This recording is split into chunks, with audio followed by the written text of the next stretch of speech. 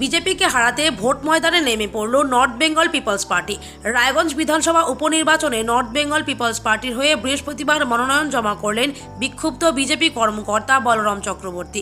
বৃহস্পতিবার দুপুরে বিদ্রোহী মোড় সংলগ্ন যুবশ্রী কালী মন্দিরে পুজো দিয়ে ঢাক সহযোগে মনোনয়ন জমা করতে রওনা হন তিনি।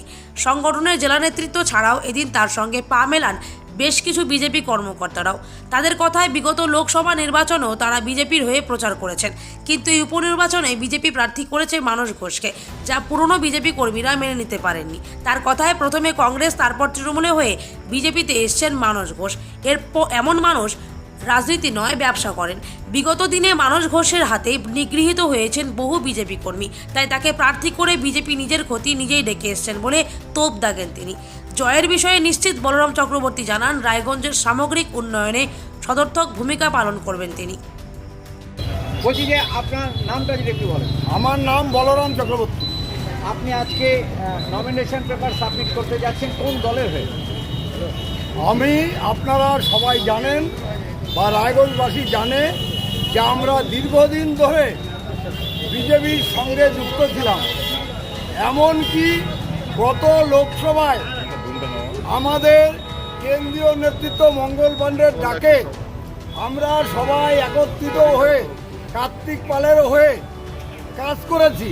কিন্তু বর্তমান যে পরিস্থিতি, বিজেপির থেকে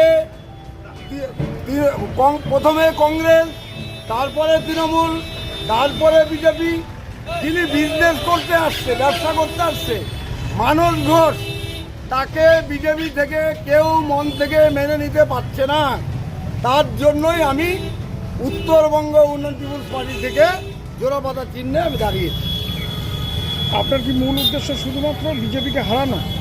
না, আমার সেটা মূল উদ্দেশ্য নয়।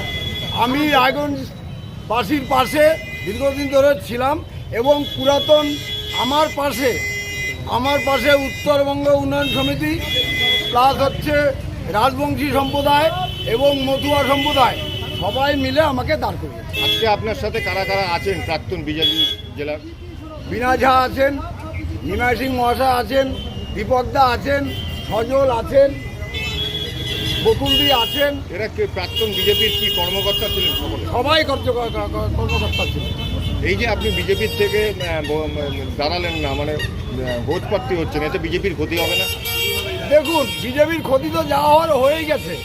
যেদিনকে মানস ঘোষকে প্রার্থী ঘোষণা করা হয়েছে সেই দিনকেই বড় ক্ষতি হয়ে গেছে এবং আমরা এই মানস ঘোষের হাতে প্রতিটা বিজেপি কর্মী 14টা পঞ্চায়েতে আমরা মার খেয়েছি, কেস খেয়েছি, ঘর ছাড়া হয়েছে আমাদের কর্মীরা। সেই মানস ঘোষ হবে বিজেপির প্রার্থী, আমরা কোনোভাবেই মেনে নিতে পারছি না। আপনারা জয়ের ব্যাপারে কতটা আশাবাদ? নিশ্চিত, আমি 100% নিশ্চিত আমি জয় হব। আমার পাশে সবাই আছে। আপনাকে ভোট দিবে কারা? বিজেপির যারা আছে তারাই আপনাকে ভোট দেবে? আমাকে সবাই দিবে। রাজবংশী সম্প্রদায়, মধুয়া সম্প্রদায় আছে এবং বিজেপির বুথ স্তর থেকে শুরু করে জেলা স্তর অবধি এবং নর্থ বেঙ্গল পিপলস পার্টি আমার সঙ্গে সর্বদাই আছে।